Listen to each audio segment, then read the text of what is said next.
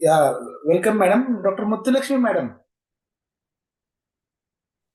Sir, Our resource person has joined. okay, sir. So, sir asked me to start sharp at 7 uh, because of time constraint. They have provided by 8:30. So, Okay. we need not wait for anyone. That's what I got I the should information. start the session, sir. I'll start the session. Okay.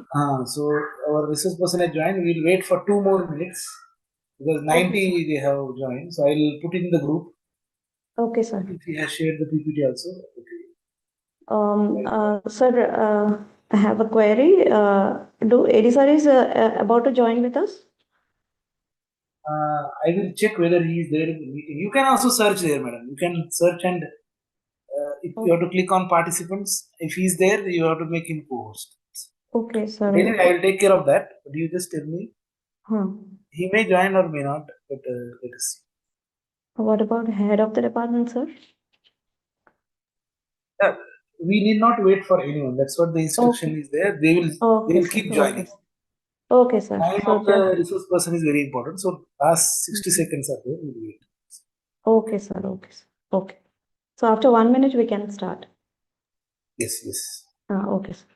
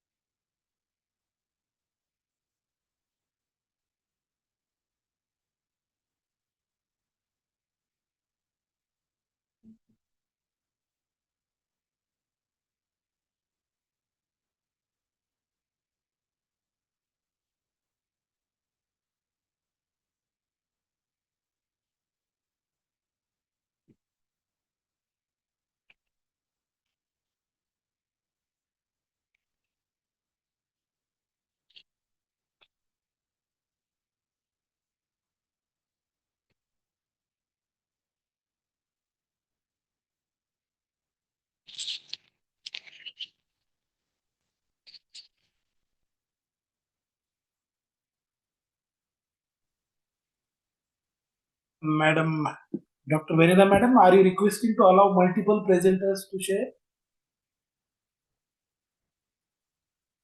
Dr. Vanilla Madam?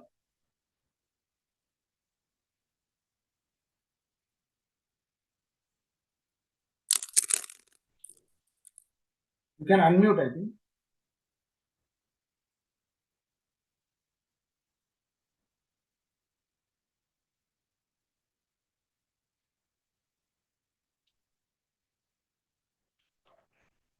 Dr. Vanilla Madam?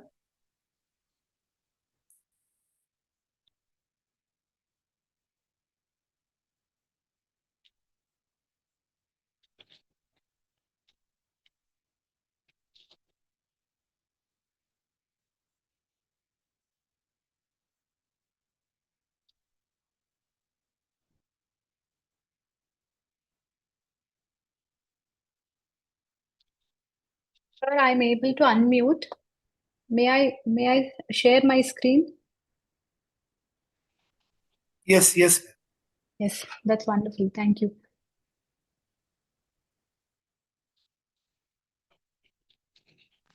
Shall we start, Madam? Yes, sir, we can start.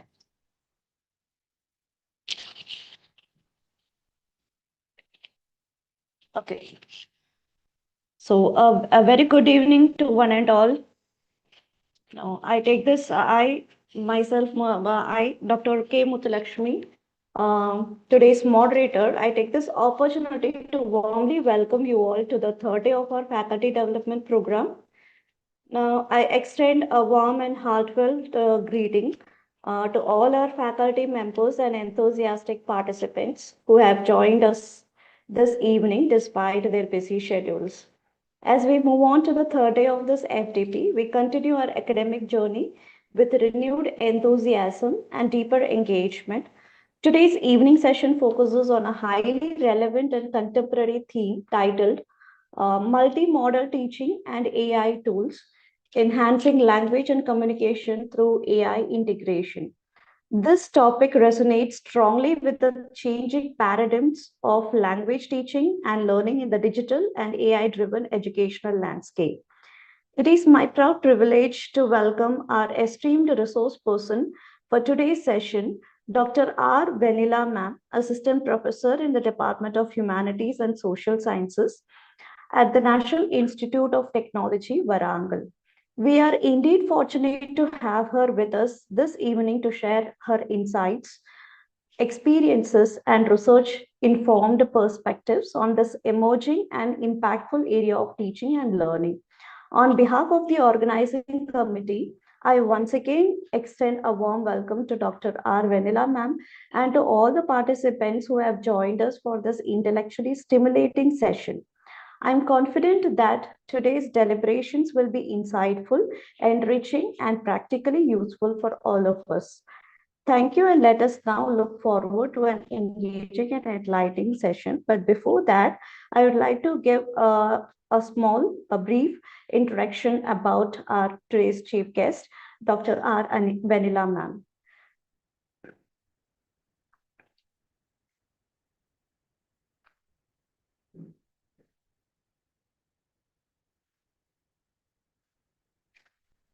So here is a brief introduction about our resource person.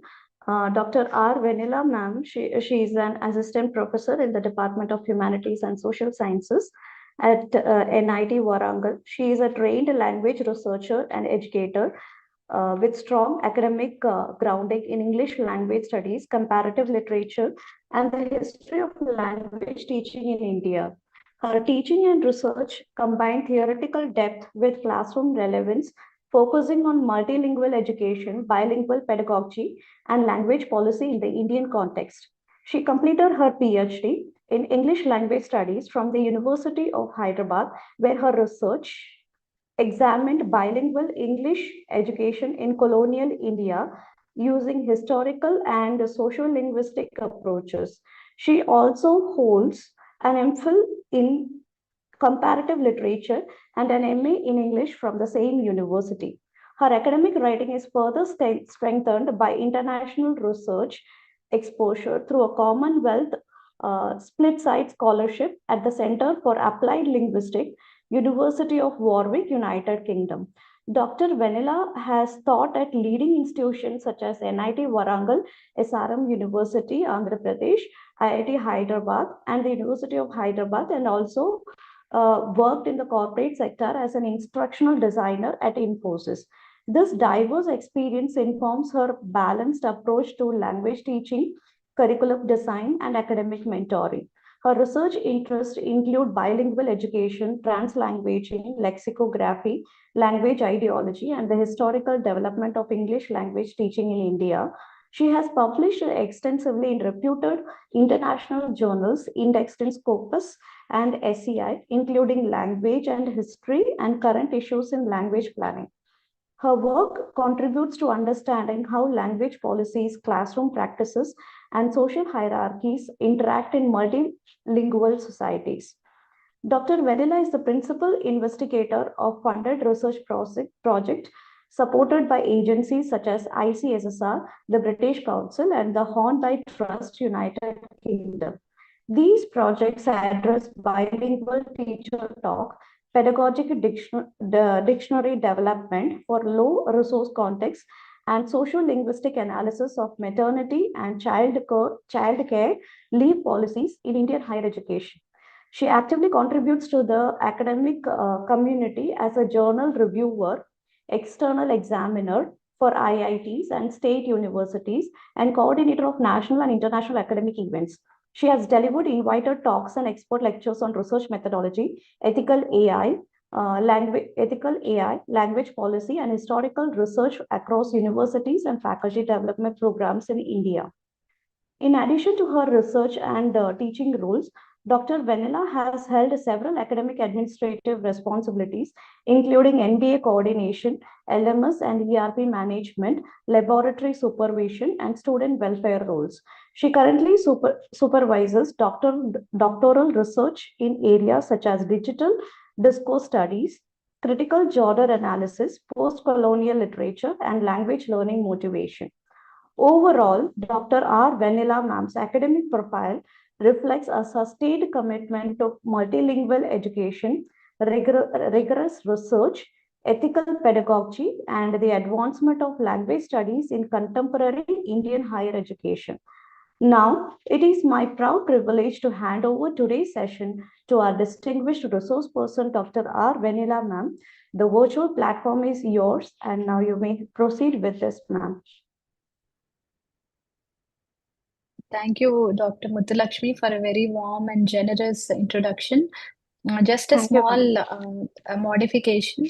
I have taught Yeah. at IIIT Hyderabad, not IIT Hyderabad. I wish I did, but then Okay. it is IIIT Hyderabad. Triple IT Thank you Hyderabad. again. Okay. Thank you again. Such a wonderful, warm welcome. Okay. So today, may I proceed, ma'am? May I? Yeah, sure, ma'am. Okay. So today, the title of my the talk that is given to me is multimodal teaching and AI tools, enhancing language and communication through AI integration. So how do we do this? We have AI, we have multimodality. What exactly is multimodality? How do we understand that? So as we go forward, how do we understand AI as a mediator who comes after the teacher? Because many times these days we are all worried whether AI will take our jobs like all sectors. So in that case, how do we stand with making our pedagogic moves in class? What are pedagogic moves in class? And what is multimodality? These are some basic terms I would like to establish, problematize, and go forward. And I have brought some examples for our discussion also. This is not a lecture. Please, if the organizers permit, may I ask the participants also to raise their concerns as and when, or should we keep it at the end? As per your convenience, you can go, ma'am. Then The participants can very well post their yes, opinions or that will queries, be whatever it good, is. ma'am. That is more Yes. preferable. If they can Let just us stop me or tag me in the chat, I'll be keeping an eye on the chat also. And please post your concerns, any comments, any remarks, any additional examples immediately on the chat as and when we address that point. Now, today I'm going to talk a little bit not about the concerns about AI, how many tools to use, what kind of tools to use. This session will not address that. It is about the pedagogic judgment of when to use, to what extent to use. Again, I'm not going to address the ethics of using AI. I'm going to trace how we can. There are two primary arguments I'm going to pose in this talk. Number one is that teacher comes first, AI comes next. In what way? In what kind of steps? If I'm teaching, if I'm making meaning in class, where does my part begin? Where does my part end? And where does AI come in? That exact recording of the dynamic process is the first part of my argument. The second is oracy. What is oracy? The orality, the speaking aspect of language practice, language assessment, feedback, that can take a forefront in AI context. When we are overwhelmed, when we are using multimodality, when we have difficult circumstances, we can use oracy, and that's the second part of my argument. And all this I'm trying to time and again, what I'll do is I will try to showcase how AI is not just giving answers, but it is shaping the answers itself. So this talk definitely comes out of my work in this career of English language teaching, training, where questions of interaction, voice, and meaning making, all of these have been central. Whose voice? Who is making this point? So rather than treating AI as a sudden disruption, I'll definitely situate this within long-term concerns in language teaching about how students are participating, how feedback is circulated, and how norms of acceptable language are produced. So today's focus is not on any particular tools using ChatGPT or any other kind of tools, not Gemini, no, but on what happens when communication itself, how does communication shape up itself when AI becomes part of the classroom ecology. So, because many universities now, including IIT Bombay, we have in India also, we have strong AI statements slowly coming up. I will address that as we go forward. So, why AI changes how meaning is made? How come it changes the meaning?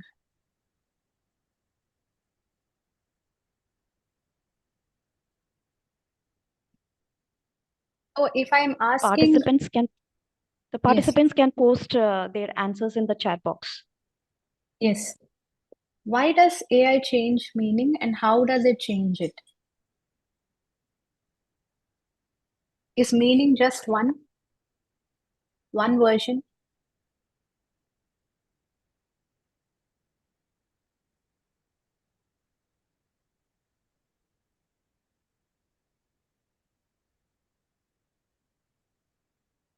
So much of this current ideas about AI that we have, it is about efficiency, how efficient we are in using AI, how assessment becomes very transparent.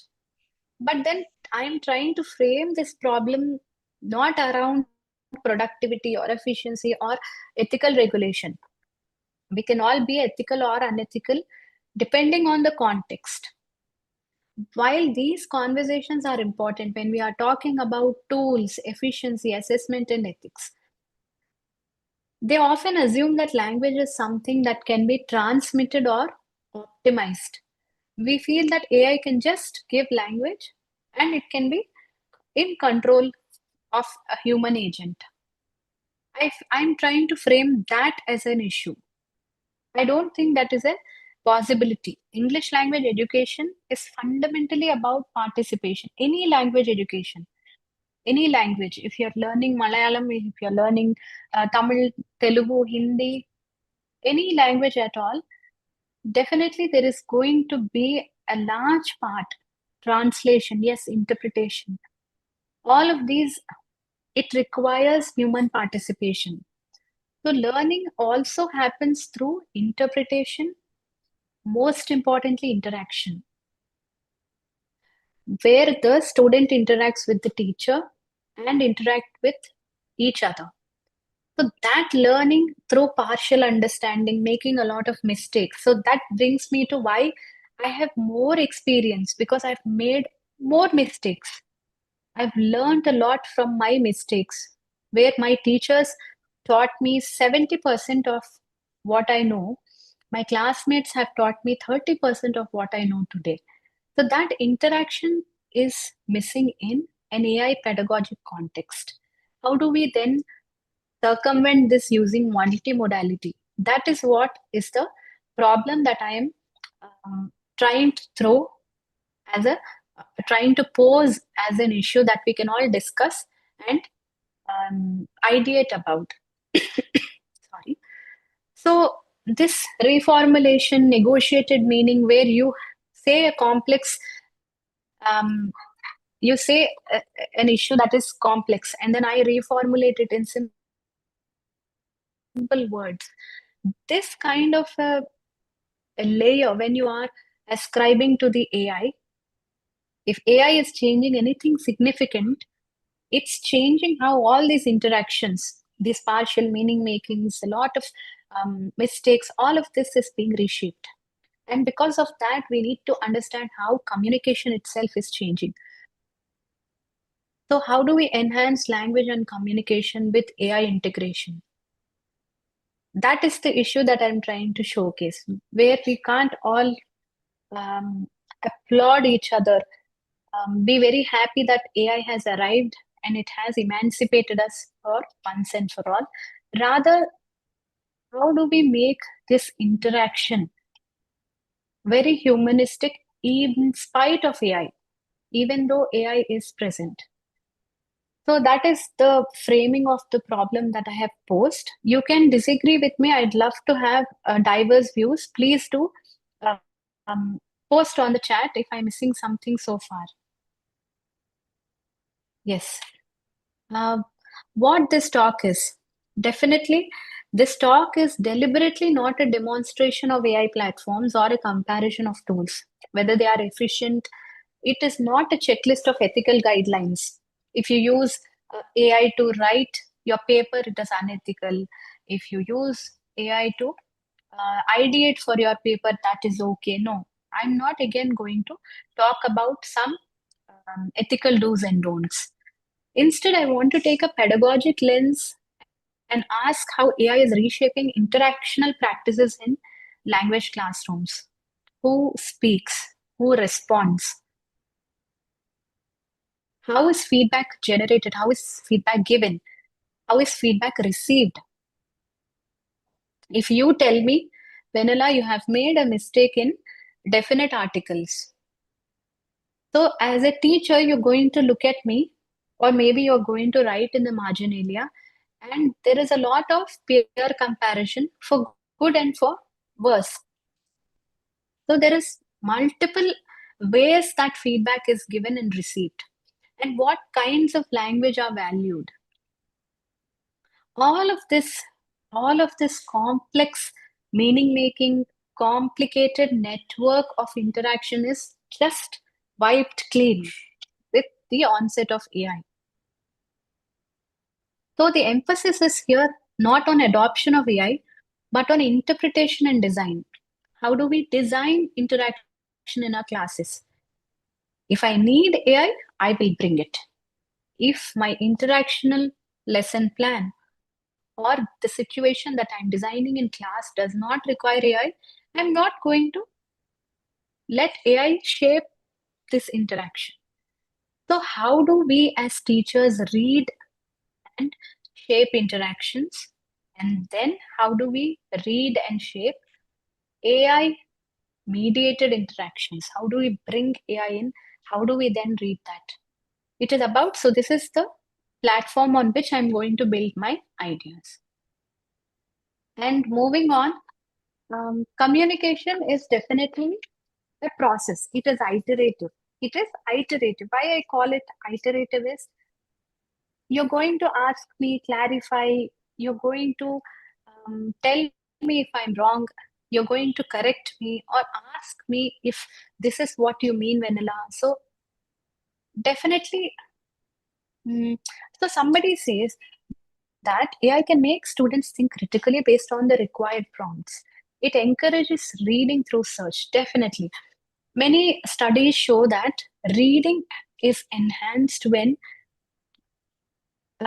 reading as a byproduct, but definitely short writing, because writing prompts is a skill that forces you to apply and understand firstly what you need. It's a lot of introspection that goes on in one's mind. And once I figure out what I need, I'll have to express it patiently, coherently to AI. This is what I want. I want to make chapati. I can't just say that. I'll have to ask it. I want to make chapati. Give me the recipe. Yes, more specificity. I want to make chapati for 4 people. Please give me the recipe. So I get that it does encourage writing and reading as a byproduct. However, classroom interaction is recursive. When you go into AI or any search engine, your um, learning is rather linear. You go for one thing, you pick up that thing, that outcome, that learning objective, learning outcome is ticked, you come back. But in class, it is relational. You may not get the recipe for chapati, but you end up learning things transactionally, recursive, iterative. So some misunderstandings do happen. Learning is not perfect, but meaning is co-constructed. It is not automatically delivered to you. So in the long run, your critical thinking is enhanced. Your socio linguistic competencies are all the time increasing. Your understanding of where to talk, when to talk, how to talk is actively based on practice. It is becoming enhanced. It is co-constructed.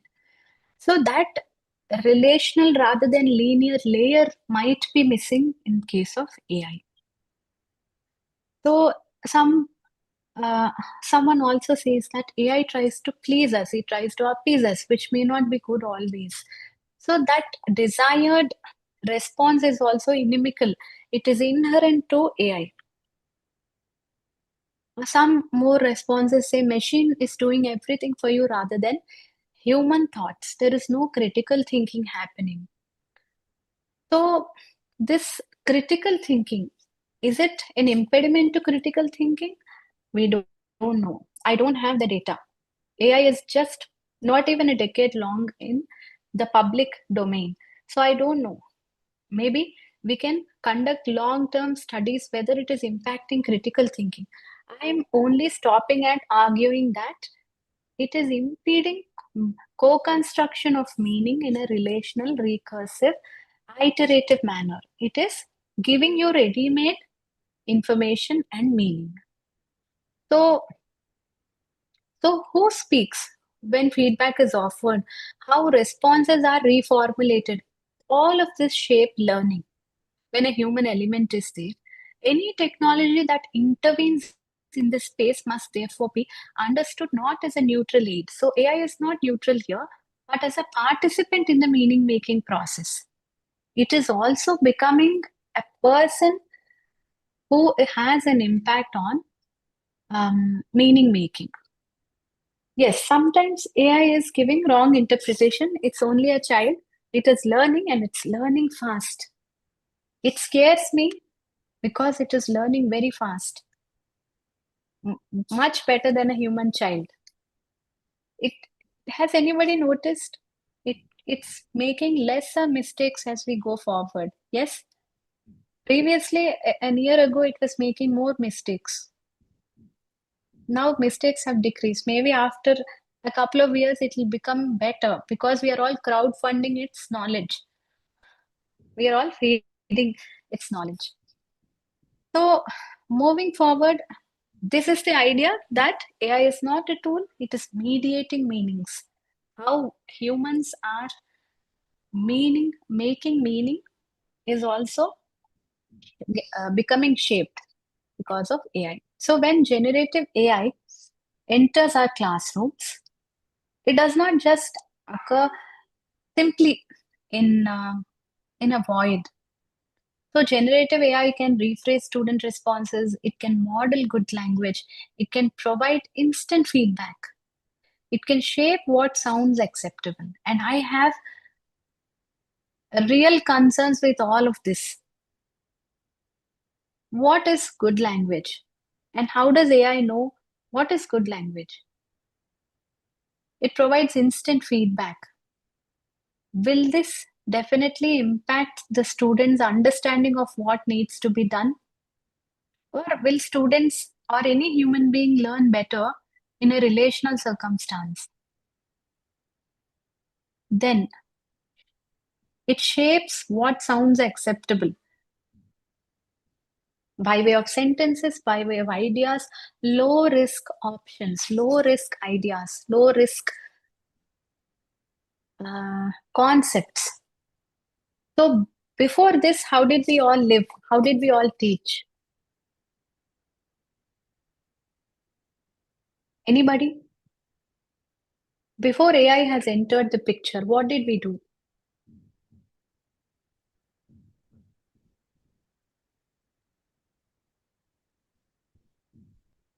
I can't remember anymore. Manually, yes. How did we do it? I remember taking a lot of prints. I remember painstakingly giving them before COVID. I used to write a lot of marginalia feedback. It was very difficult because my average class size is 100, sometimes more. So that is just one section. So this was a challenging aspect. Then COVID hit us. Then there was online submissions, and we have this rubric-based feedback. We were also giving them activities to think. Traditional chalk and talk methods were used. It was through discussions. So Dr. Archana says it was through discussions. I would like to take it from there. That's very useful for where I'm going. Oracy is what we have done before. It was very deeply social. It was interactional in practice. We used to talk a lot with our students, where we could balance whose voice is being amplified. We could balance that diverse kinds of language are being accommodated in classrooms, and a lot of struggles are not bypassed.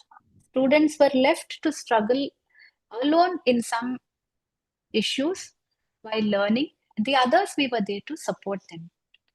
So before AI entered our classrooms, oracy was already understood in language education as deeply social and interactional.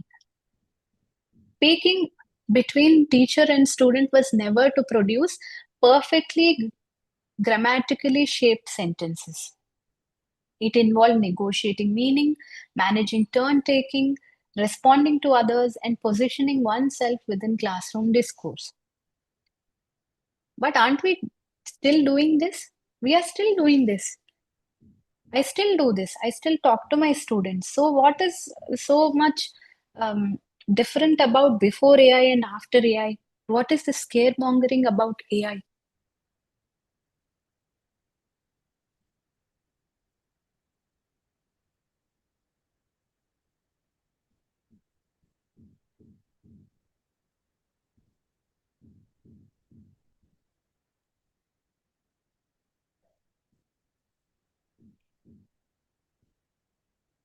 So, my response to my own question is the ability to interact, get feedback, all this cycle is, it has severely shrunk.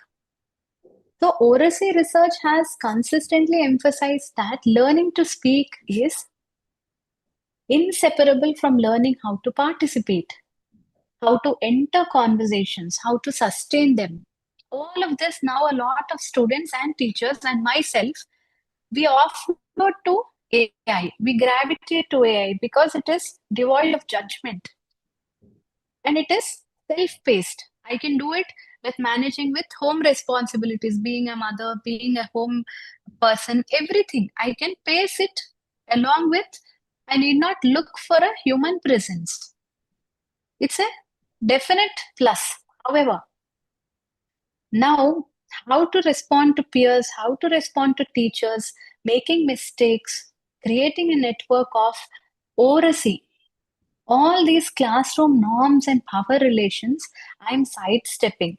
No need to feel awkward if I don't know how to read the vote of thanks. It's okay. AI will guide me. The power relations that I have to ask you how to write a statement of purpose. Now I don't need your help. I have 6 to 7 templates that AI will write for me, not only teach me. So teachers also have, as Lakshmikant sir has rightly pointed out, teachers also have, every single field has become quite dependent on AI. So whose voice is heard, whose hesitation is tolerated? Yes, previously that was the case. We used to hesitate to ask questions. In some of us, we would hesitate to ask some questions, maybe work that courage in us to go up. That itself is a relational learning in human interaction. Now that step is sidestepped, and whose speech is treated as legitimate.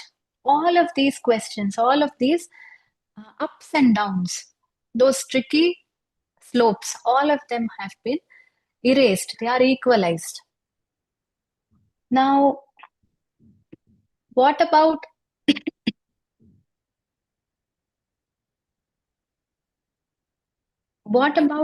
oracy then?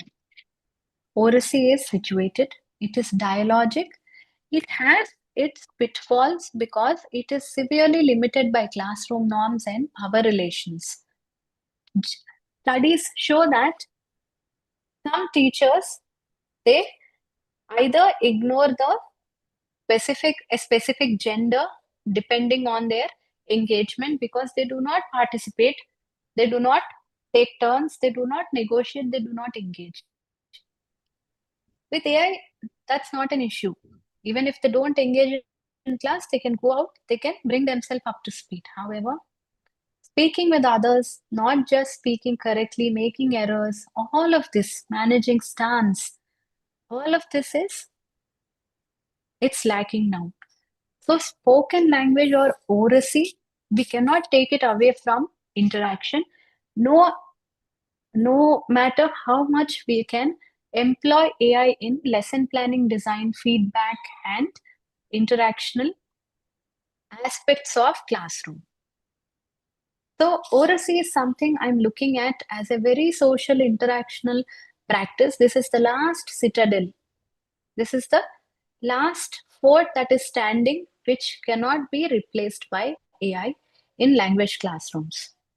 We can still have listening and speaking tasks. I can still rate it. I can make AI models test the reading speed, the vocabulary, the enunciation, the pronunciation, emphasis, the correct phonetic, everything I can test using a lot of automation. Many digital tools are there. However, oracy as a social situated dialogic interactional practice where your ability to negotiate meaning, not just produce words or produce information, but produce meaning with another human being, that is the last citadel which cannot be replaced by AI. So the conversation that we all are having now, I can't use AI to learn how to talk to you. I have to make mistakes. So this is the only way a dialogue or interaction, situated social interactional practice could be learned. So similarly, language classrooms have always been multimodal. removing technology also, it has always been multimodal. You clap your hands, you sit down, you have rhymes, you have recitation, you have chart work, you have colors, you have you have origami. Teachers have always made classrooms multimodal. Whatever the subject is, could be science, social science, it could be higher education. We have always tried to make it multimodal. Teachers would laugh, they would use humor, they would use chalk, they would ask students to look at the textbook, they would ask them to stand up and respond. Lot of media are being used here. So now I have a question to the audience. What is multimodality then? What exactly is it? Is multimodality only when I use technology? Or can I use this word even when I'm not using technology?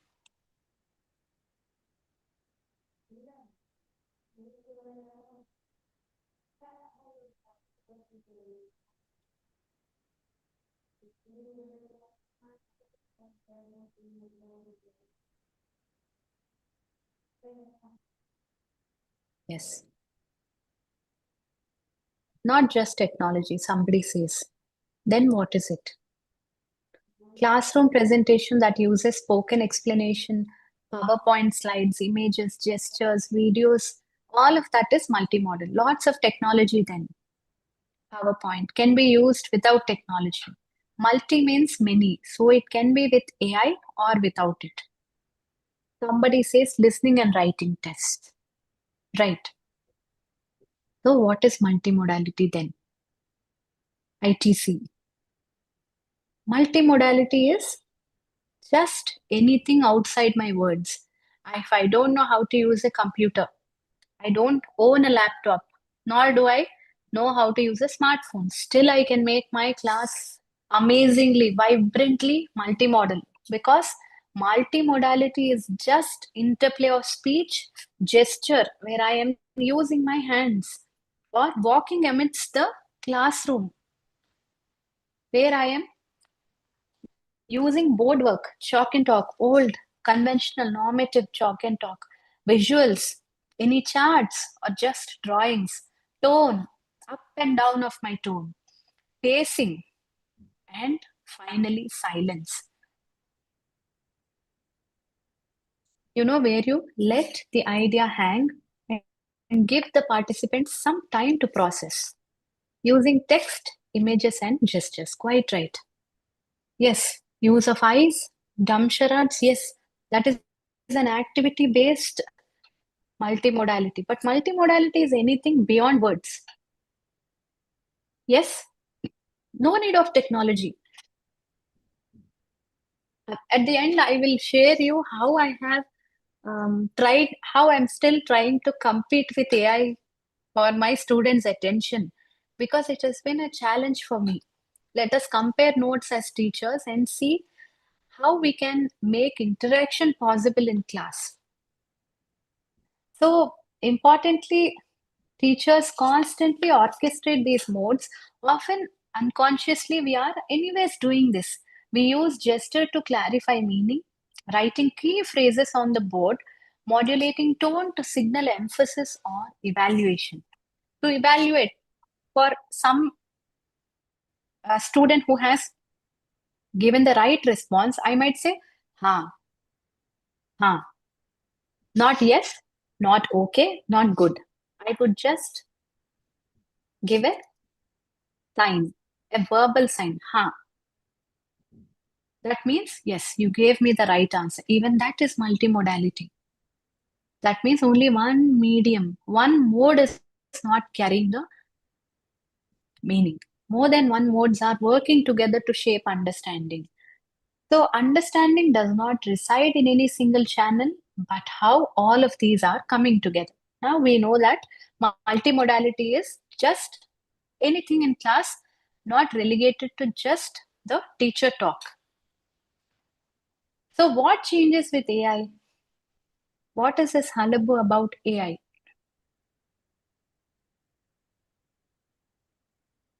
AI does not add a new mode.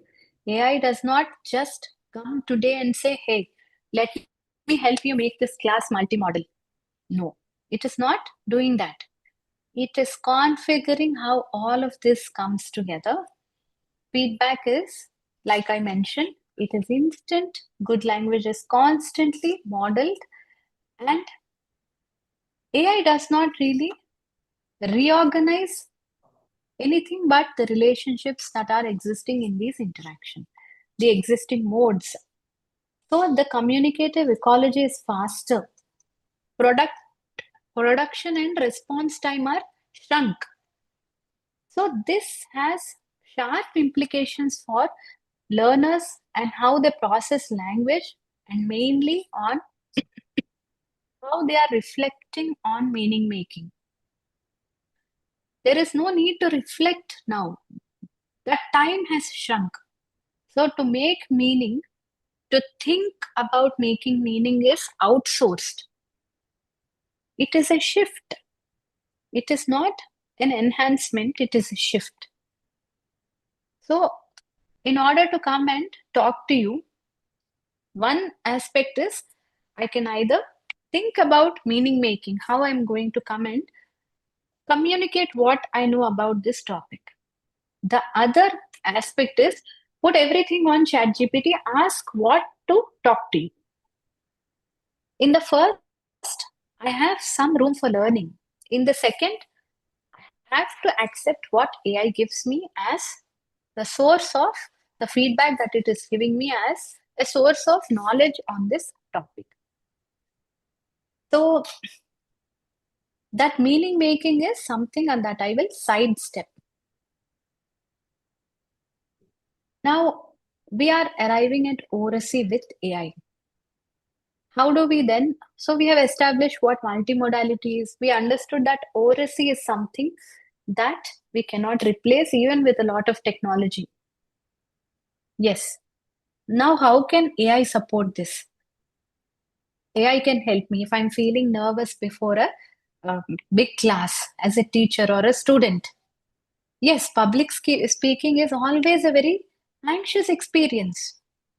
Even the most seasoned speakers are nervous.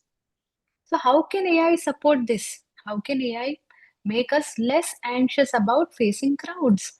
We can rehearse, we can reformulate our talk. When we see that reformulation, I gain confidence. Yes, yes, I'm making a nice point here. I'm making a strong argument here. So, same idea in AI words when I read it. Yes, yes, that is my point.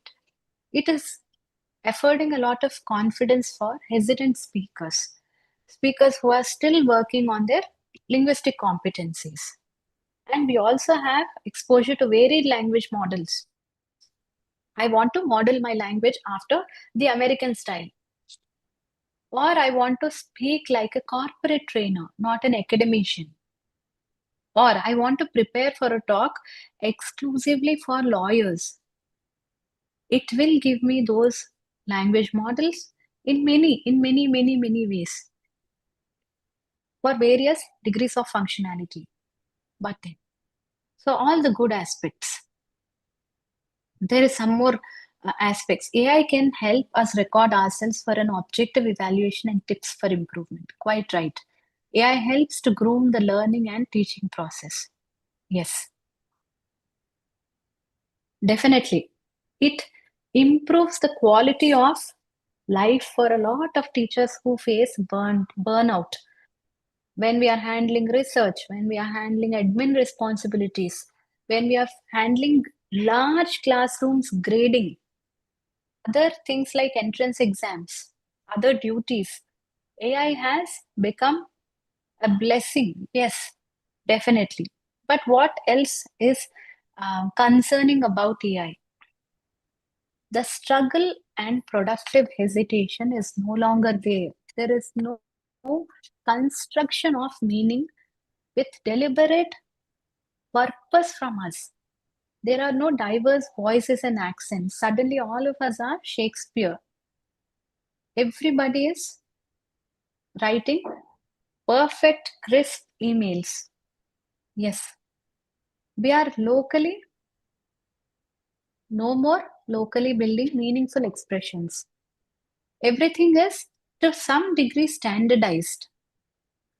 Now, how do we support oracy so that some kind of indigeneity, some kind of humanistic, learner oriented, process oriented language meaning making could be possible? How do we do that? So, oracy can be supported in important ways, many ways. So, exploratory talk is something that we'll need to place some boundaries so that I can explore, I can make mistakes, where my output is not becoming a polished talk. Oracy may increase in quantity, more talk, more output, while narrowing in diversity. With AI, that diversity is flattened. The question now becomes whether students are getting more practice, whether students speak more, but what kinds of speaking are being cultivated. If they listen to me, they'll know that Vanilla is a South Indian individual. But if they are hearing AI, they are hearing a very standardized version which is flattened. So, this mediation of diverse styles is sidestepped in oracy.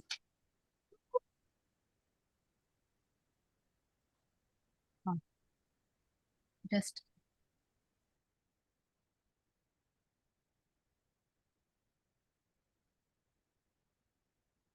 so now I'm very sorry. So multimodality is something. So the pedagogic question again we are facing is the key question is for us: should we use AI? What do you feel? Should we use AI or no?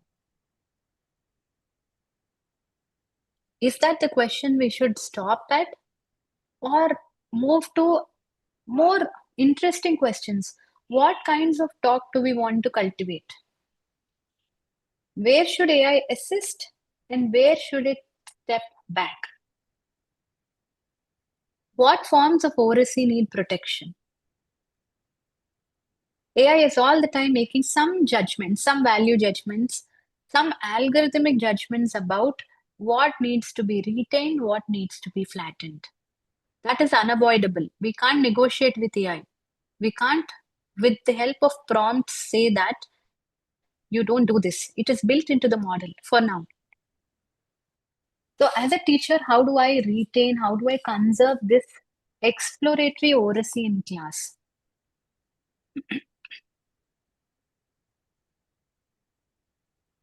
Now, most institutional conversations frame AI as a tool, something that supports learning, speeds up tasks, or improves efficiency. But this framing is not adequate in classrooms. I can tell that it helps me write emails, it helps me write minutes of the meeting after after a departmental meeting. But then in language classroom, generative AI, it produces language, responds to language, reshapes interaction. Then what are we really doing with the students? AI does not merely assist communication. In that sense, it begins to function as a communicative agent, not like a human agent, but an agent in the interactional sense, something that participates in meaning making. Earlier, the student to do it, whether they like it or no, whether they are good at it or no.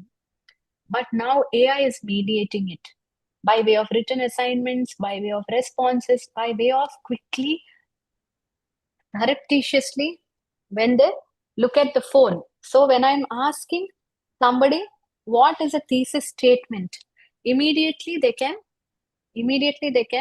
look at things and give me a scholarly answer. Yes, thesis statement is that sentence that comes at the beginning of the passage, and then it also indicates what is the main idea of the passage. So it is instantly the phone tells me the generative AI is something that is participating in meaning making. once we recognize this, we can no longer treat AI as neutral or peripheral. It becomes part of the communicative ecology of the classroom. Earlier, I am at the mercy of the student is at the mercy of the pedagogic process in the classroom. So if the teacher is not well prepared for the class, they will have to face the uncertainty of meaning making in class. If the student hasn't read the prerequisite, or if they're not ready with the idea, they will have to face the music and somehow respond, accept the feedback, acknowledge the falling short of learning, and work on it. So, apart from the pedagogic requirements and language expectations, how does AI emerge as a reformulating agent? I'm not sure how many people have experienced this, but when we go for a movie and we meet someone and they also say, yes, yes, you saw that movie? I also felt the same thing. So that reformulation, that reiteration, that validating of that experience, it is wonderful, isn't it? Yes? So, or you have experienced something, you have experienced the taste of food, or you have looked at some monument, or you have watched some political news. Sharing that with somebody has a different experience, and this strongly emerges from revoicing and reformulation, where your ideas are reformulated. So, what does AI do here? It rephrases student input. It gives the student a lot of confidence. It expands partial responses. In doing so, it also teaches the student what the full response or the grammatical completion should look like. It models acceptable academic language. But students will probably think that it is written in stone. Will they know that this is just one repertoire of academic language? Will they know? Will they have the criticality to understand that this is only one version of academically correct response? Will they know that? It also summarizes and evaluates. But these are all classic pedagogic moves. What is a pedagogic move? The steps of talk, the steps that we do in instruction, in questioning, in feedback, in managing. All of these are classic pedagogic moves that are traditionally done by me, not AI, by teachers. Now, AI performs the revoicing, and AI is changing the fabric of the pedagogic moves about authority, ownership, and most importantly, the visibility of learning processes. So far, any questions? I'd like to just check if there are any points that we can elaborate before moving forward.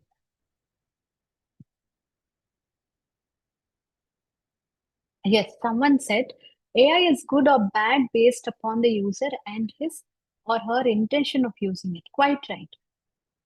Irrespective of intention, meaning is actively being made. Yes.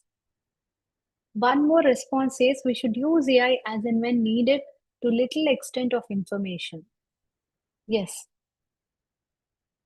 Can we use AI to instantly translate, summarize what the classroom teacher is saying into individual language and learning style?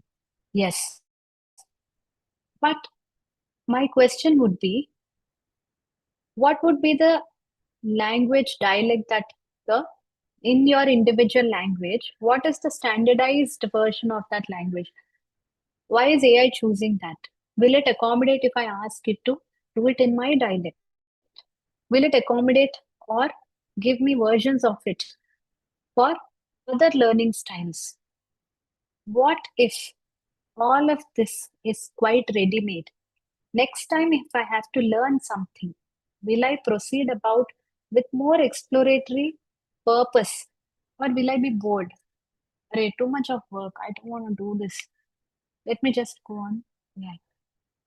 Will that become a habit? We don't know. Student can choose the dialect, yes. Definitely. With the right prompt, the correct uh, prompt, if we write, definitely AI will cater to it. But what about the exploration, the half-hearted attempt that they will make next time? Will there be the partial response that is there? These are the questions I keep wondering. When AI is a part of the communicative ecology of the classroom, will there be relational learning? What if the student asks 2 to 3 peers, classmates, and discusses it with the teacher? Won't they learn other things beyond this? That's my um, that's my question. I don't know the answer, but I'm trying to understand and problematize.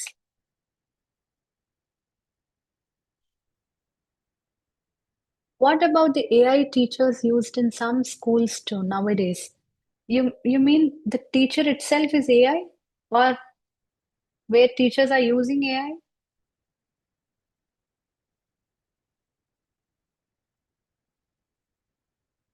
Princely man, did you mean the teacher themselves is just a AI teachers? I haven't encountered this yet, but it is slightly alarming for me. The best part of human interaction is validation and eye contact. I'm not sure how AI teachers are going to tick these boxes. And there is another response. Yes, only a limited number of selected dialect language versions are interpreted by AI for now. It is, as of now, at an evolving stage, and I'm very confident it is going to overcome that obstacle also. Definitely, in a couple of years, more dialects, more language versions will add. Just now, I problematized. Maybe the student won't find the dialect, but that too will pass. That too shall pass, and the student will gain access to individual ones. For example, I'm from Warangal. Telangana dialect is the only sole dialect here. We don't have the Andhra region dialect very predominantly used here. So if I want that dialect, I can mention. Slowly, in a couple of years, AI will learn that also. But what about the exploratory partial learning that is missing in this?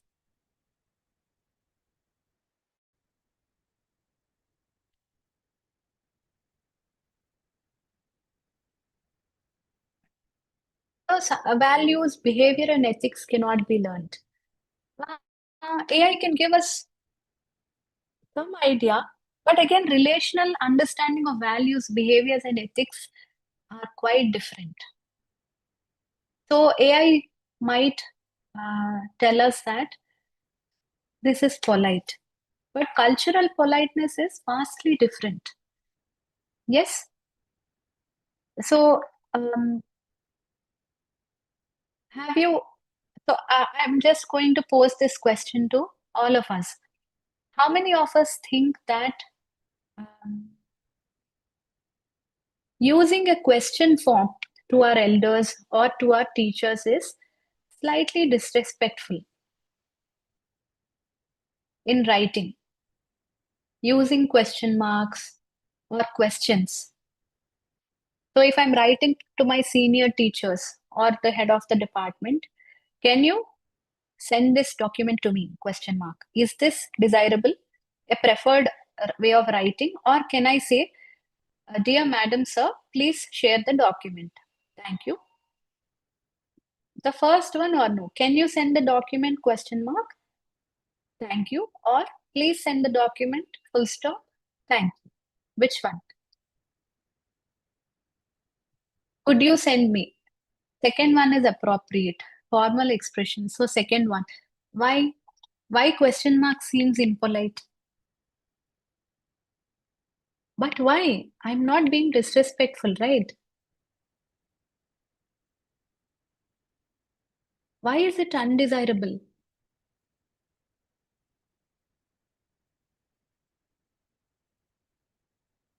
Values. But where are these values coming from? It's very culturally embedded. It is extremely culturally embedded. In the UK, this is not the case. It's not construed as disrespect. And teachers very much disliked when we address them, Madam, Sir. You please call us by name. So why do we feel that questioning our elders or superiors is bad? Yes, can denotes ability, not a request. It's like, can I come in or may I come in? It's two different things. But then I'm more trying to problematize the politeness of the question. Can you send me the document? Or can you please send me the document? Or please send me the document. So that culturally embedded aspects, AI will not be able to know. That visibility of process, that visibility of learning, this that I have made visible to you, this learning has come to me after making mistakes, after talking to people, after interacting and writing. AI may not know this. How I know this is I read the emails that my students write to me. AI does not pick up on this. We have to give it additional prompt. I have to tell that do not write like this. This email is for my superior. Remove the uh, remove the question mark and make it a statement. Ensure that the language is differential. It has to be differential, right? So this kind of prompt, it tells me that there are so many nuances to meaning making, especially in multimodal worlds. Leaving technology also doesn't matter. So we need to understand how we can enable ourselves and students to become more fluent at all of this and more. That is, how do they become fluent at interactions, not just information. So this classroom interaction is something that I'm wondering in the context of agency, voice, and authorship. What is agency? What is authorship? And what is voice? Anyone?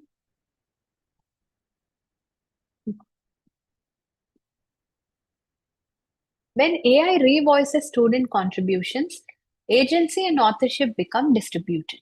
Agency is the ability to act, where the actor is you. You have the ability to act with a purpose. So this agency and authorship become distributed, where I have to tell the AI again what to do, how to do.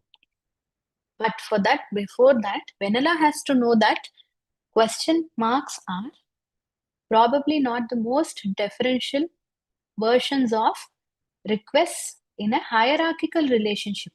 That is, you're older than me, you're more powerful than me, then it is desirable that I go with statements rather than questioned sentences. So before going to AI, I should know this pedagogic move. I should be aware of this. So who is speaking when a student reads out an AI-generated reformulation? If the student is reading an AI-generated assignment, who is speaking? Whose voice is being heard? Is it ChatGPT 5.2 model or my students?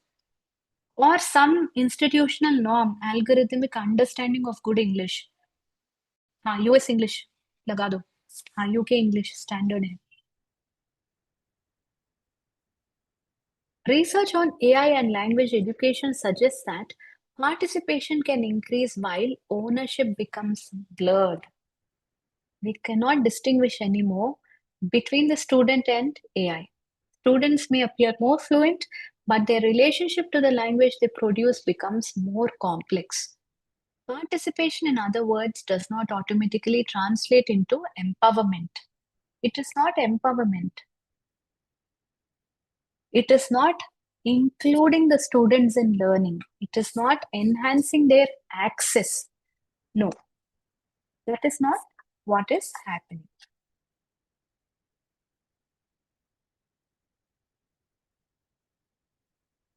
Now, when can AI undermine learning?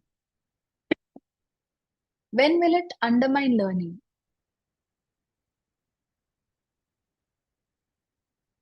So AI intensifies multimodality, definitely. This I quite agree with. Multimodality becomes faster, but not necessarily deeper. The meaning making is at the surface level. Student is not going beyond the surface. AI is going beyond surface. It's a very good student. AI learns very well. So generative AI integrates text, voice, visuals, prompts, everything. It accelerates feedback loops. In a minute, it will tell me what needs to be done. AI, please make me a weekly menu for my family, my husband and children. What do I make for breakfast, lunch, and dinner? Please plan my South Indian menu. Immediate feedback loop. It will give me pictures, visuals, prompts, what to buy in the supermarket, everything. It collapses the time between production and response. This is especially detrimental to relational interaction. Emotional, relational, recursive, iterative meaning making. This changes the pacing of classroom interaction. Attention. Engaging becomes a burden. I don't want to engage. I get the information from AI. I don't want to look at your face. Yes? So that contextual, situated meaning making that requires space and time. Space and time. It is sidestepped. Without that space, multimodality risks becoming overwhelming rather than enabling. So the more tools I use in class, the more overwhelmed all of us are, students and teachers alike. So there is no opportunity for reflection. They are diminishing. I won't say there are no opportunities, but they are surely diminishing.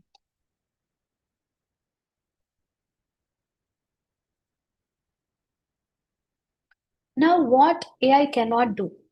It limits our ability to communicate with agency. AI cannot experience classroom relationships, comparisons, competition, social dynamics, where we can interpret silence meaningfully. Whether my students are sleeping post lunch in my class, or whether they are genuinely processing a question I have just posed, AI cannot make sense of that. AI cannot decide when struggle is productive. It does not know when to let the child fall. Children also need to fall. Every learner needs to fall, including me. When I don't know something, yes, Excuse me, madam. Will you just stop that annotation? Somebody started again. I think you rejoined, right? First you joined, I think. yes, yes. Sorry, sir. I am trying to. Yes, I am trying to. Yes, I have disabled it now. Sorry. So every learner must be willing to fall, including me, including anybody who is on their journey of pedagogy. But more importantly, where I, as a teacher, I'm in the class and I am proceeding on some pedagogic moves, and I expect my student to have Z plus 1. Yes, they'll have to reach out to grasp. So these are pedagogic judgments where a human eye is much better than AI. They are not technical tasks. AI can model language, but not pedagogic judgments. It cannot model teaching. What AI cannot do is exactly that. And what AI can do, even as generative AI becomes very fluent, there are crucial aspects of teaching that it cannot perform. Despite its linguistic sophistication, AI cannot read classroom relationships. So, recognizing these limits help us place AI more thoughtfully within our classrooms rather than expecting it to replace pedagogic expertise. Now, as AI enters language classrooms, teachers' role shifts rather than diminishes. Teachers increasingly become designers of interactional spaces rather than sole sources of linguistic input, for good and for worse. They decide when AI enters an activity, when it steps back. Teaching becomes less about delivering content and more about orchestrating communicative flow, deciding who speaks first, how responses circulate, and when reflection is required. This reconfiguration foregrounds teacher expertise rather than replacing it. Now, like I promised, I'd like to share my uh, experience of semesters where there was an overwhelming push towards AI. So when AI was there last semester between say January 2000, no, July 2025 to December 2025, I taught a class of about 108. And there was a large surge of um, AI use. No matter what I did, however much we engaged, there seemed to be a lot of dependence on writing tasks with AI. So then I realized that I'm asking them to refer to things on Google Classroom in class and outside the class. And when they pick up their mobiles or their devices or their laptops in class, you can't say, open this tab, but not ChatGPT. If this is okay, the other thing also is okay, right? Use of one technology is okay, but the other one is not. And students are also aware that teachers have increasing dependence on ChatGPT, on AI. Any child asks, but mother, you do it. But father, you do it.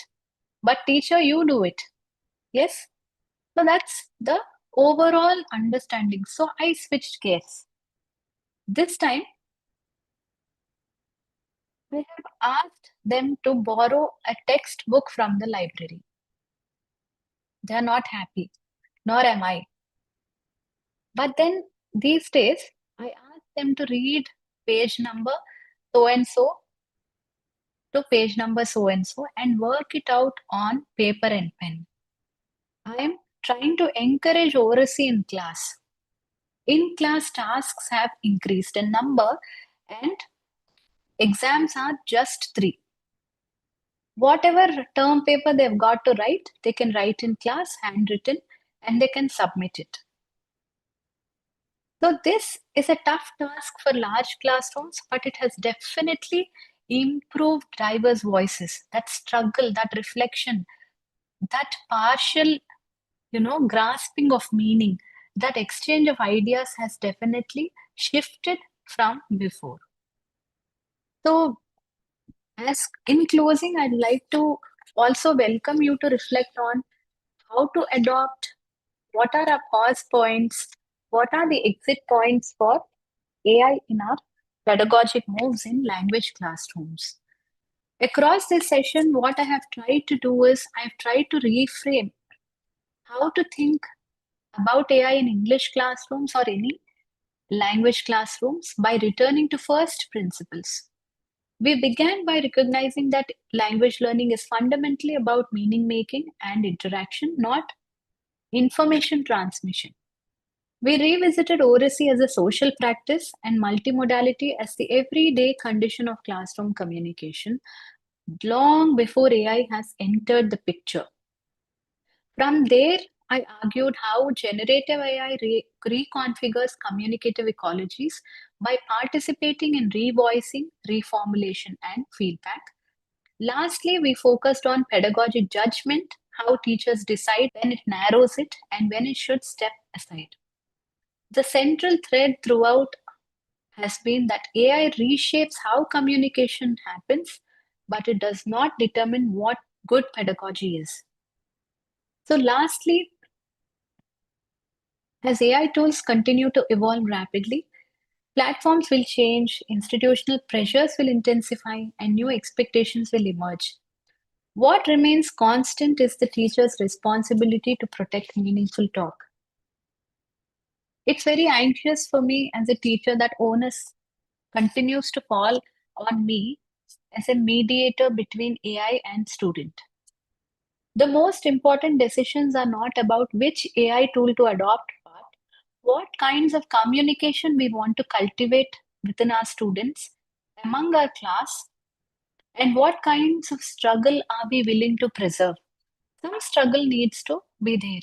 What is that struggle? Why should they struggle? Should we conserve it? If yes, how do I preserve it?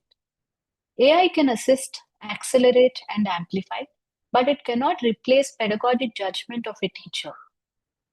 The enduring question for language educators then is not whether AI belongs in our classrooms, but how thoughtfully we place it within human interactions. So, these are some sources I have used to put together my arguments. And if the organizers permit, we can briefly discuss.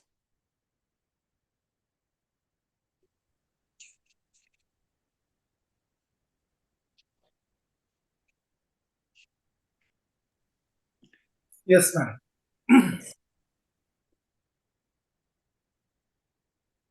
Yes, some have asked, shall we say that the role of teacher shifted from teacher into facilitator? Yes. Previously, when I'm the primary source of information, that held a lot of primacy for good and bad. The student had to comply with the severely hierarchical role relationship, but now it is no longer the case. The student can say, Vanilla, just don't feel like you're the center of the universe. I can get better information from AI.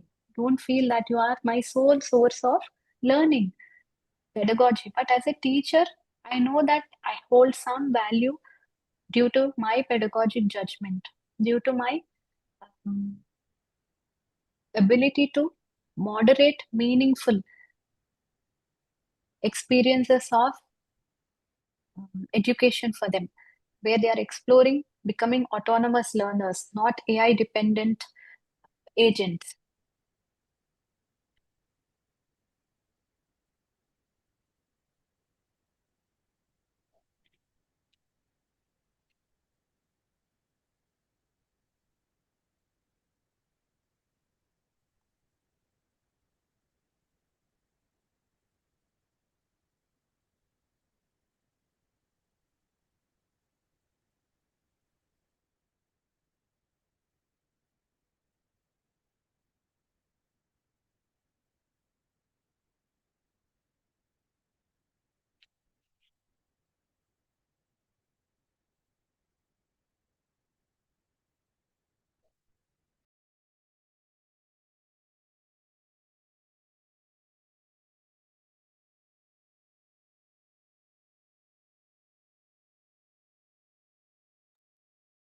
Yes, yes. AI helps in creating different things, but we cannot expect accurate things without our corrections. That's right. It's still learning. And it's a sharp student. It will learn and it will become a better model. But then again, even then, we will have to moderate, become the mediator between a learner and the student.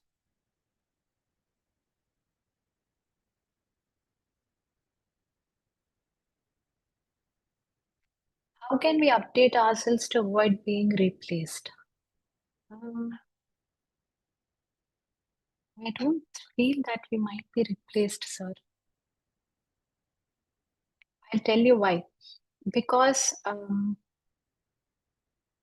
as long as we are interacting with the students, understanding their persona beyond the class, within the class, in relation to other students, I think this human connect cannot be replaced. Otherwise, the university system would have been shut down by now. Maybe it will sometime in the future, but definitely I feel AI has its limitations.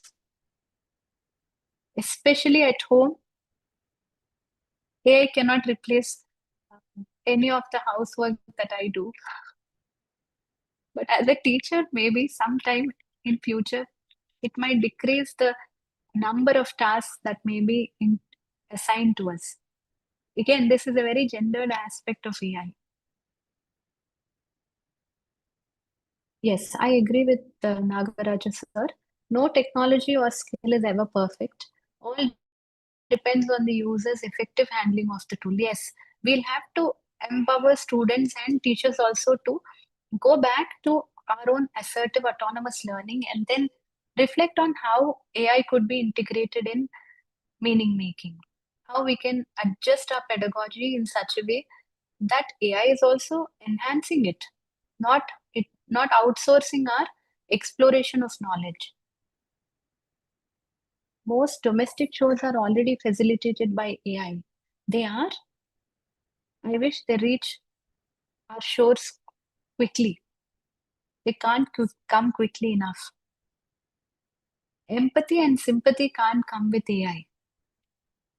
Yes, I only partially agree. AI is a wonderful therapeutic counseling source for many.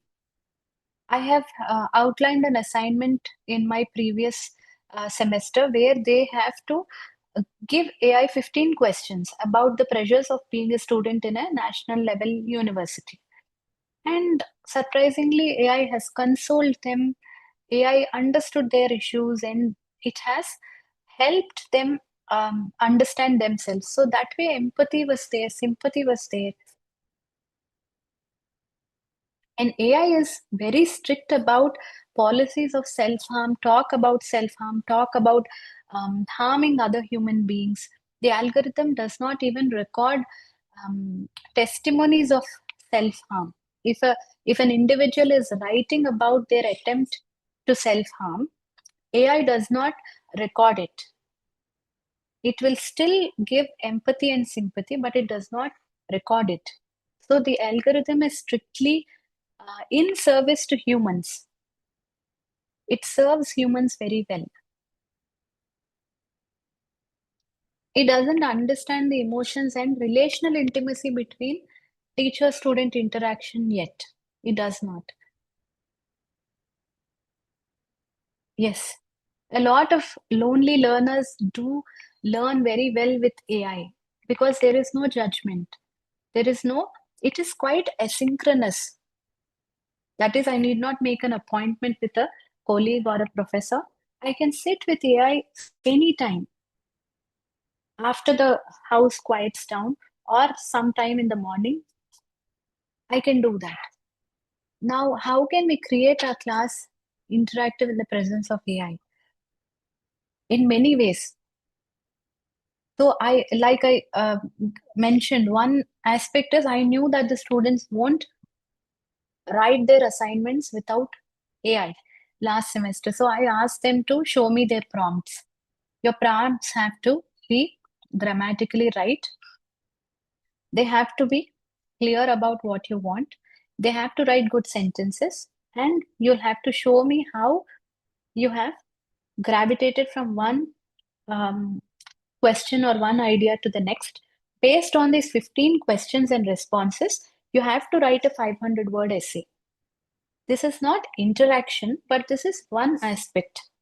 Writing an essay, writing. Now, listening and speaking, we can definitely support oracy using some pre-speaking tasks.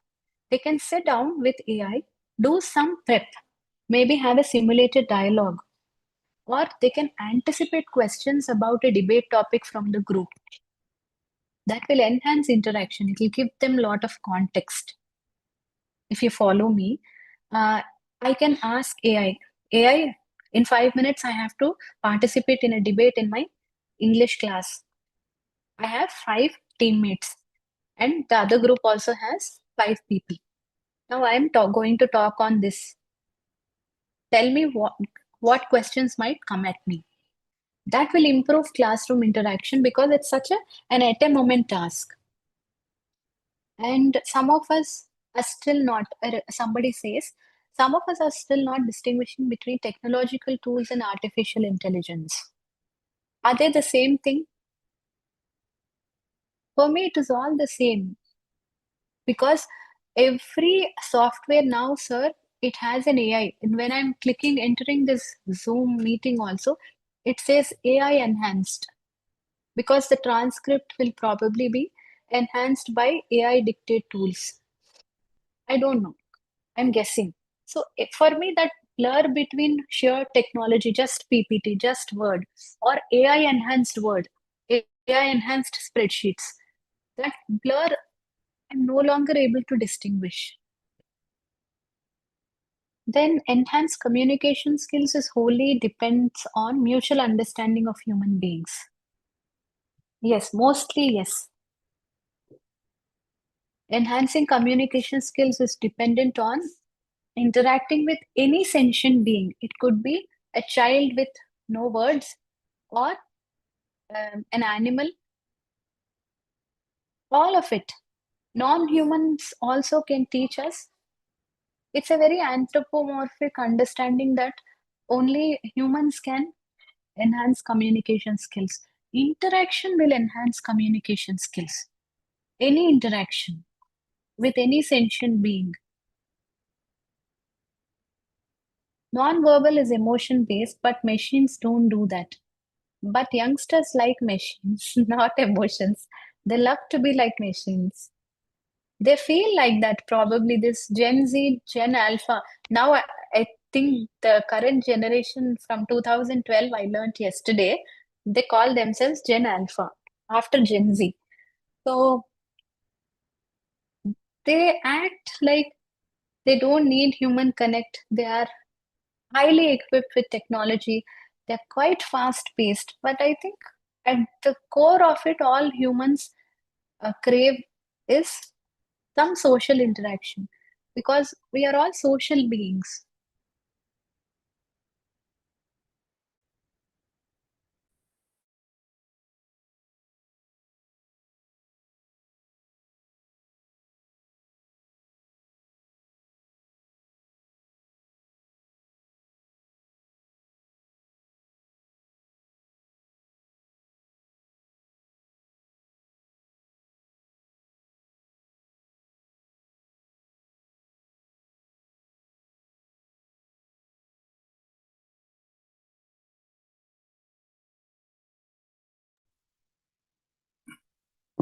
Madam, would you like to allow them to speak?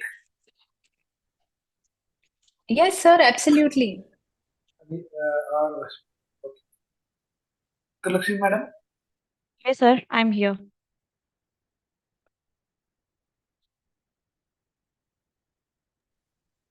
Participants, if you have a direct question, you can unmute and ask. Whatever time madam gives. We are not saying anything here.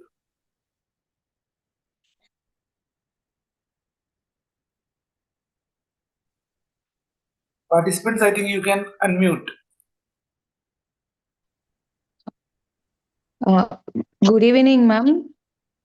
This is Rajalakshmi from Tamil Nadu. Am I audible? Yes, yes. Yes, madam. Ma'am, I'm an English professor, ma'am. I'm an English faculty in an engineering college. Here, what I felt is AI is prominently used by the students for writing assignments, ma'am. So, how do I prevent my students from that? Because I am giving some writing assignment for the purpose of developing their writing skills, isn't it? So, in that case, if they go beyond uh, this AI tools, I felt I'm not secure in making them to expertise in their to developing the writing skills. Yes. So in what way I can prevent them? Because if it is speaking or listening, that in other either ways, in all the remaining skills they can manage, somehow they can manage. Even though if you used AI, they have to make a role play in while coming to the assessment. But in the writing assignment, I don't know how to prevent it, ma'am. Okay. Can you please give us some inputs related to that? Yes, ma'am. Yes, yes. Ma'am, actually, I'm going to ask more doubts than clarify this. Now, my question is, these are students coming after 12 years of schooling, correct, ma'am? And suddenly the onus is on you and me at the undergraduate level in higher education that they have to become autonomous second language writers. That too maybe in academic writing conventions, suddenly. But if I'm coming from a rural background, or if I'm comparing with you who had maybe better education as a classmate, I would want to dip into the forbidden AI pool. And for me, lately, I also wonder, do our students need to know how to write a statement of purpose? Is it necessary? Can't they get that from the AI? Should we teach them? Yes, I will teach them.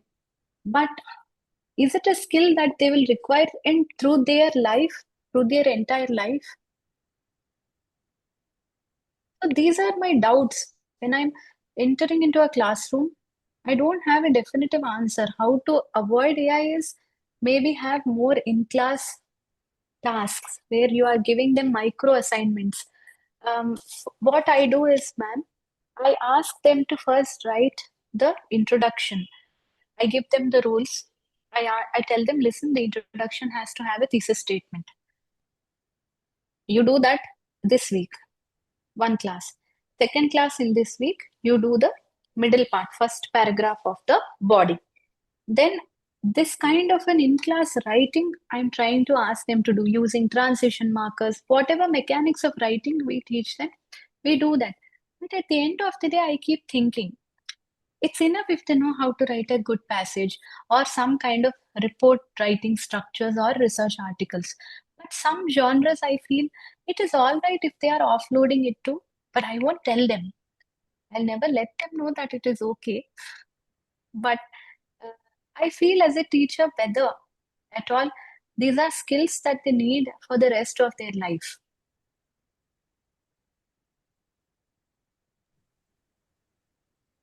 Good evening, ma'am.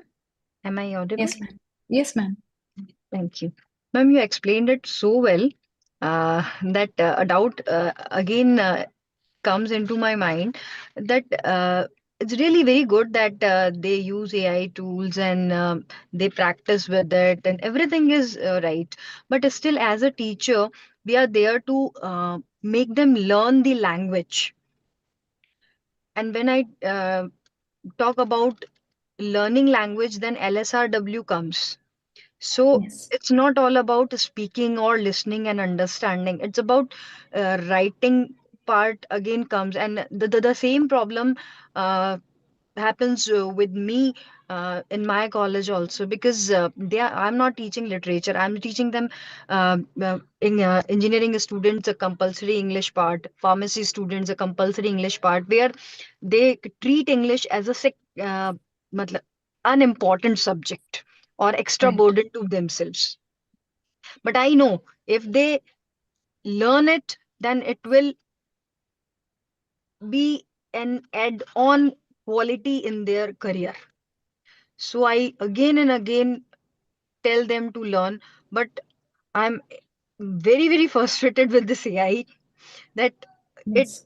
also it helps them in so many ways, that whether I ask for presentation, whether I ask for writing, whether I ask for anything, they do it with the AI, but I can't help Yes. it. I've experienced the same thing. So I try to ask them to do it in class, more in class work.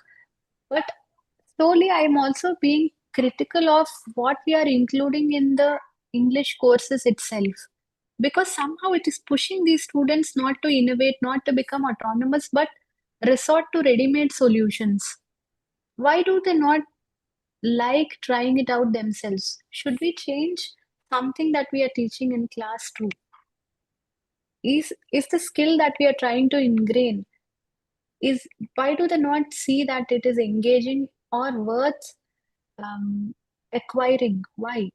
That is also what is on my mind on this, man. Ma'am good evening ma'am. Good evening, sir. Ma'am मैं आबिद रजा हूँ और मैं Yes, sir. Punjab से आपसे बात कर रहा हूँ। Okay. मैम आजकल मैं क्लास में हम बच्चों को पढ़ाते हैं, तो जब हम असाइनमेंट देते हैं या उन्हें कोई भी अकादमिक संबंधी कोई भी उन्हें हम टास्क देते हैं, तो लगभग मुझे ऐसा अनुमान है लगभग 80% बच्चे जो है ना वो एआई से हूबहू मतलब उनके सारे वो हम टॉपिक देते हैं वही शीर्षक देते हैं हूबहू वो कॉपी करते हैं पेस्ट करते हैं एज इट इज लाते हैं। Yes. तो being a teacher being a faculty हम सबसे ज्यादा अकाउंटेबल हैं। Yes. तो हमारे सामने चैलेंजेस हैं, चुनौतियां हैं। तो इन सारे चुनौतियों को कैसे मतलब हम इसको एग्जीक्यूट करें, इसको कैसे सॉल्व करें ma'am? Sir, I got 95% of what you said. Please forgive me if I make any mistake. My Hindi is not No, at the I'm top. understand, ma'am. I'm understanding your English very, but Okay. I cannot So actually. I understood everything you said. I'll Okay. respond to this. You please correct me.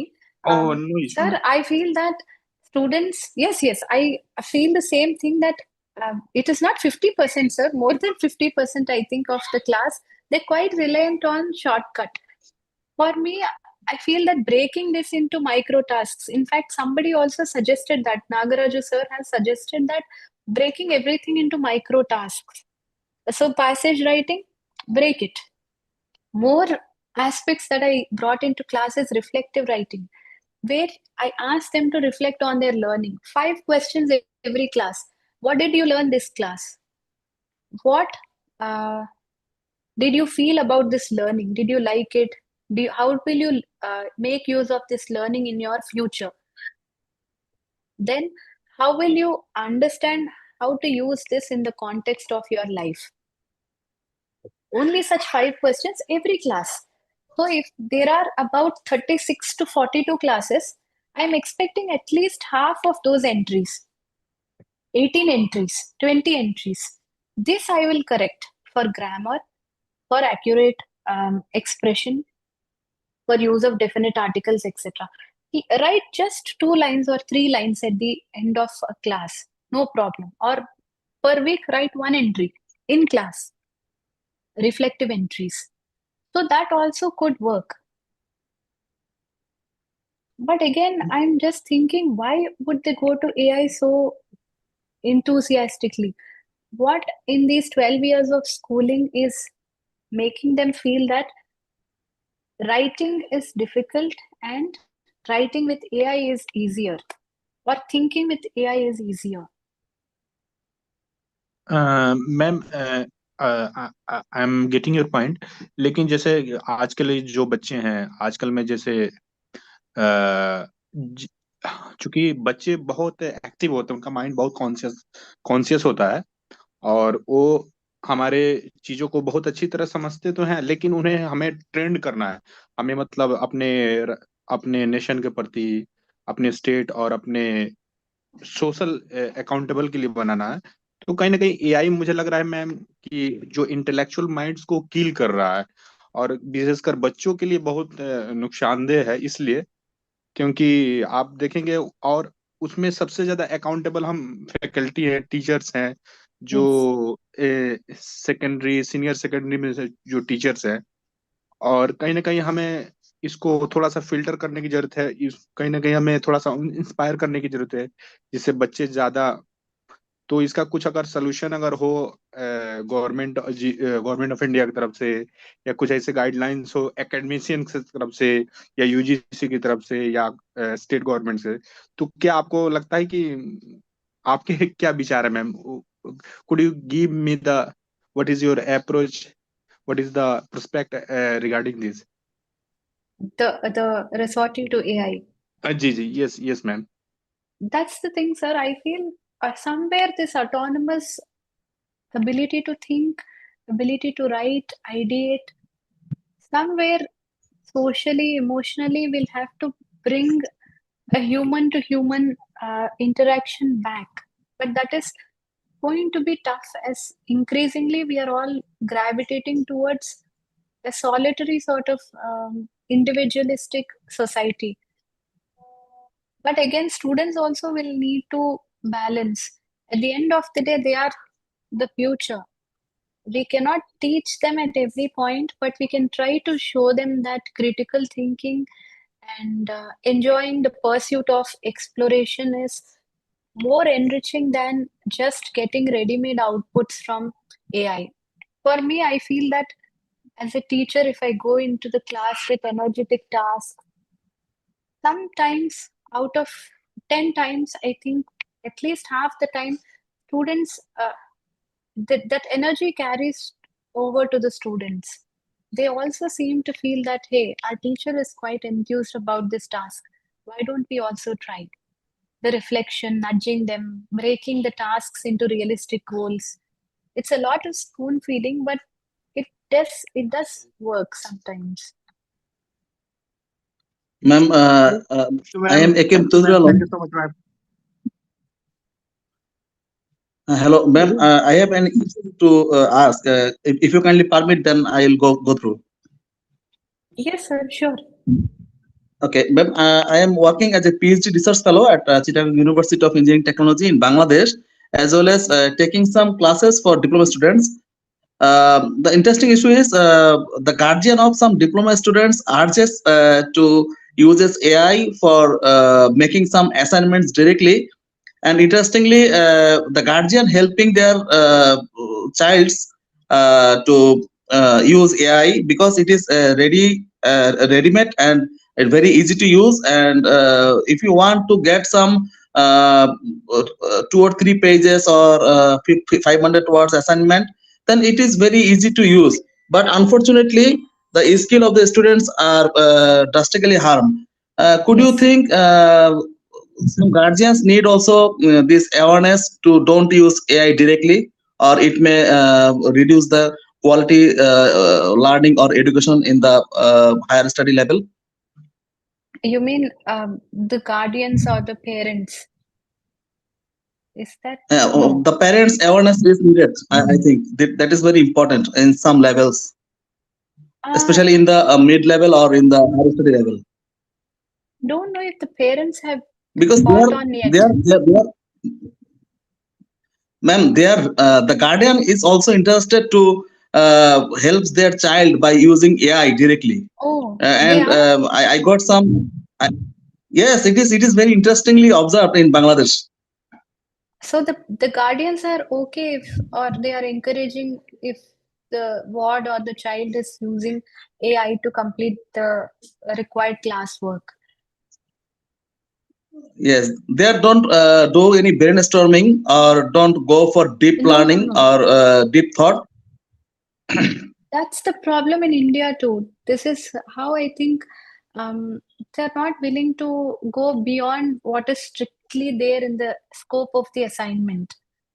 Especially in the Yes, ma'am. undergraduate Yes, ma'am. level, I feel that they're not very autonomous in thinking. Outside the Yes, class, yes, ma'am. they are quite highly invested emotionally, but inside the class, how do we stoke their interest? Because they're all very intelligent beings. I don't see that Yes, ma'am. they cannot think for themselves, but they don't seem to like to do it within the class. That is why this constant that's where I constantly return to whether as part of curriculum, maybe there is no engaging learning for them. Maybe they feel that it is not going to be of use, maybe we have to show them the bigger picture. Always scaffold the task and make it discipline specific. For example, if I'm teaching chemical engineering students about report writing, I can show them the larger picture. Maybe when you join a company, an industry, this is how you're going to use the report. This is how these people are writing reports. Maybe getting samples, brainstorming with them about how a report is going to fit into their future workflow. Maybe that will get them a little more engaged. In my experience, that worked. Yeah, okay, ma'am. Okay, understand. Good Some evening, ma'am. awareness is needed from the guardian level also regarding these Yes. aspects, I think. In my Yes, ma'am. case, Thank sir, you, ma'am. I feel that, thank you. I feel that parents maybe haven't really caught on to whether the students are using AI or they are autonomous in completing the classwork. I don't know. I feel that maybe they haven't really caught on. Good evening, ma'am. Hello, ma'am. This is Radhika from Hyderabad. Hello, ma'am. I teach in engineering college, and Okay. my concern is, see, in our syllabus, recently framed syllabus, we have a topic like prompt engineering, right? Right. So in the classroom, we teach them prompt engineering, its importance, how to give prompt, everything. Now, when you give them assignment, and if I ask them not to use AI, now It they is come back to me. counterproductive, isn't it? Yeah, they come back to me and question. They don't argue in the class, but they come back to me and ask, ma'am, in the class, you taught us prompt engineering, you taught us how to give prompts and all. But when it comes to doing assignment or whatever, you expect us not to use what you have taught. What logic is it? Now, what kind of answer should I give them that they have to learn this topic, but isolating that from literally using AI in their classwork or assignment or whatever? So, yes, absolutely. I mean, students are children are the first ones to critique the practice if we are not doing what we are preaching. So, IIT Delhi and IIT Bombay have had similar problems where they are encouraging students in showing their prompts. You are going to use AI, now show me the prompt. Okay. To use it or not to use it is no longer the question. If you are going to use AI assisted content, first refer to it. Clearly cite it in the captions, footnotes, or main text. That is the first tranche. The second is show me your prompts. Tell me how Yeah. you have added and show me the responses. Show me how you have integrated into your learning. And they don't have something like 30% of AI is okay. Whether it is 100% or 200%, show me how you have designed your prompt, whether your ideation is offloaded, whether you're asking it to just give the assignment or asking your assignment to be refined, or asking if there are any other sources you're missing on.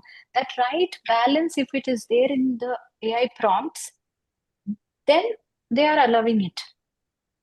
Okay. But So this is again, what faculty, this yes, is again, what I was faculty doing, but members. not to the extent of you have told, but I asked them to show their prompt. But at the end of the day, it's a tough time to be a teacher, I feel, because nothing is working, man. Turnitin, paper poll, AI detection, nothing is working. If I have to do a police job, I should give it my 24 hours. Of course. I have to Yes, police ma'am. whether they are plagiarizing or no.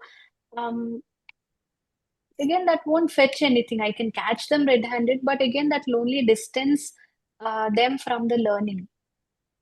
Yes, ma'am. Okay. Thank you, ma'am. Thank you for the Thank you. response. Thank you.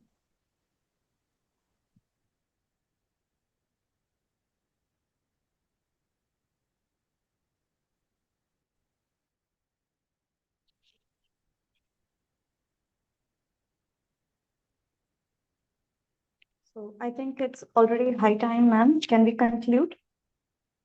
Yes, ma'am. Sure, sure.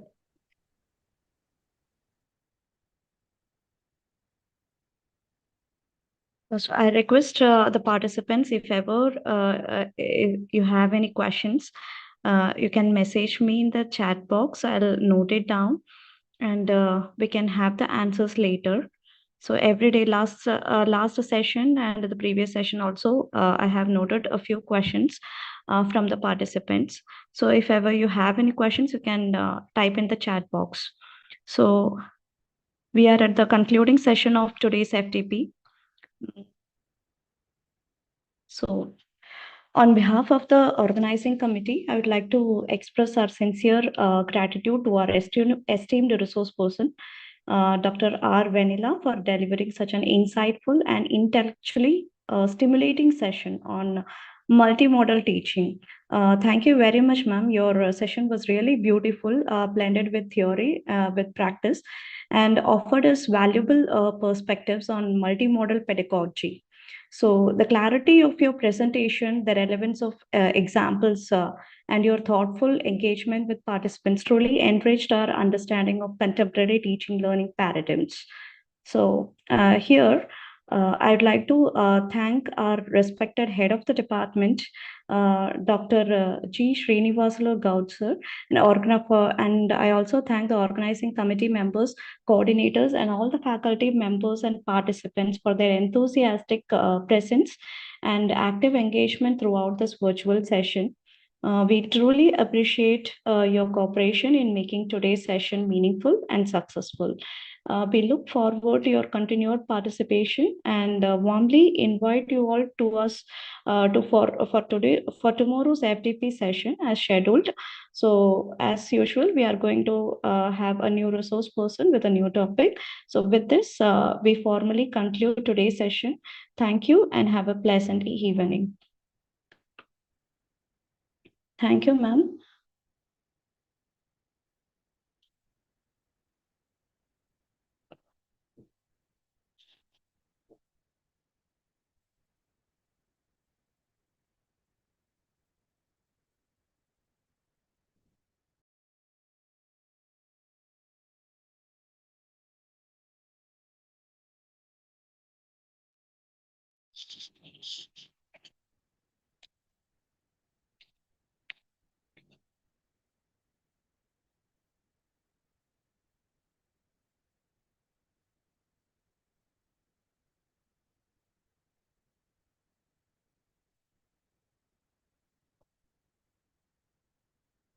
Participants, if you have any questions, you can type in the chat box.